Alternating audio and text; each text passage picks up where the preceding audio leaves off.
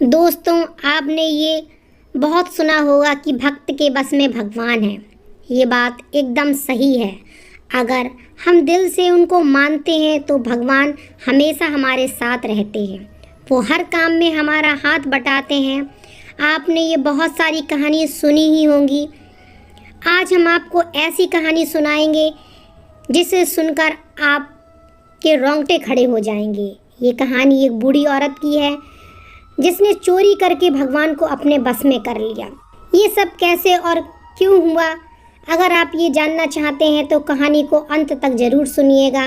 उससे पहले आप मेरे चैनल को सब्सक्राइब कर लीजिएगा ऐसी ही अच्छी और सच्ची कहानी सुनने के लिए। तो चलिए स्टार्ट करते हैं आज की कहानी। आज की कहानी एक बूढ़ी औरत की है जो गुरु गोरखनाथ के दर्शन करने की अभिलाषा से जाती है और वहाँ पहुंचकर वो दर्शन करती है। उन्हें एक टकटकी लगाकर देखती रहती है, जैसे कि वो उन्हें आँखों में उतारना चाहती हो। लौटते समय एक दुकानदार की दुकान से वो गोरखनाथ की मूर्ति को चुरा लेती है। जब वो मूर्ति चुराकर थोड़ी ही दूर चलती है तो उसकी आत्मा उसे कोसती है और वो आगे एक पग भी नहीं रख पाती है। वो वापस दुकान पर आती है और कहती है, बेटा मुझे माफ़ कर दो, मैंने तुम्हारी दुकान से ये मूर्ति चुराई है। कोई भी सज़ा मुझे दे दो पर मुझे माफ़ कर दो। दुकानदार कहता है, आप तो मेरी माँ के समान हैं और मैं आपको क्या सज़ा दे सकता हूँ। सज़ा देने का अधिकार तो गुरु महाराज का है जिनकी आप मूर्ति चुरा कर ले जा रही थी। आपको तो ये पता ही नहीं है कि आपका बटुआ यहीं रह गया था जिसमें 2000 रुपये थे।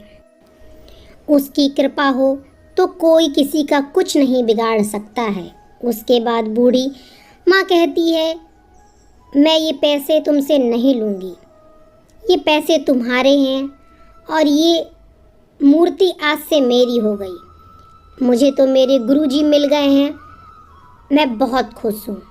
और वो इसी खुशी के साथ अपने घर की तरफ चल देती है।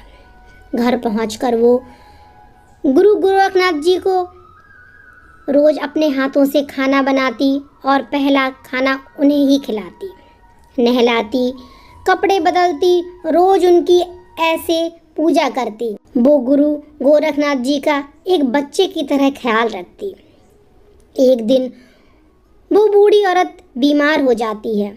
अब वो गुरु जी की सेवा कर नहीं सक रही थी तो उसने अपनी बहू से कहा, बहू आज तुम गुरु जी की सेवा कर दो, उन्हें अच्छे से नहलाओ धुलाओ, उनके कपड़े बदलो, उन्हें भोग लगाओ। यह सुनकर उनकी बहू कहती है, जी माँ जी।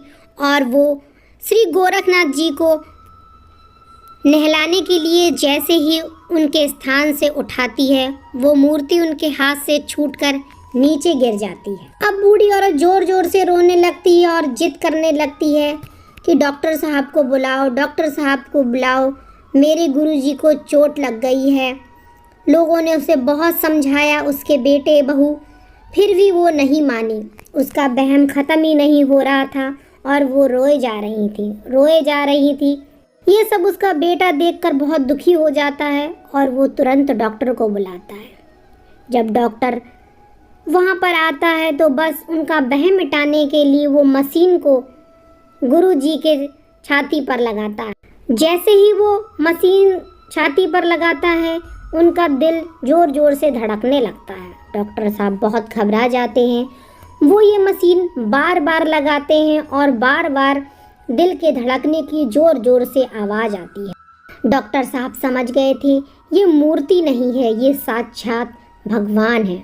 और वो बूढ़ी माँ के चरणों में गिर पड़ते हैं और कहते हैं कि आप महान हो माँ, आप महान हो। वो कहते हैं, आज तक तो मैंने सिर्फ सुना था कि भक्त के बस में भगवान होते हैं, आज तो मैंने साक्षात ये देख लिया है, आपके भगवान आपके बस में हैं। और ये कहकर वो रोने लगते हैं।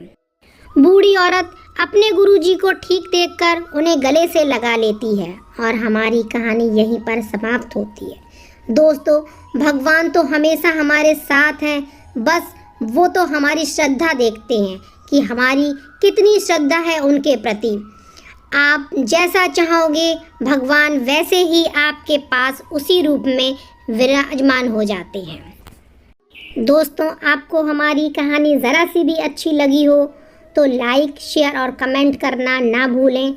जल्दी ही मिलते हैं ऐसी ही अच्छी और सच्ची कहानी लेकर एक बिल्कुल नए अंदाज में। तब तक के लिए जय श्री राम।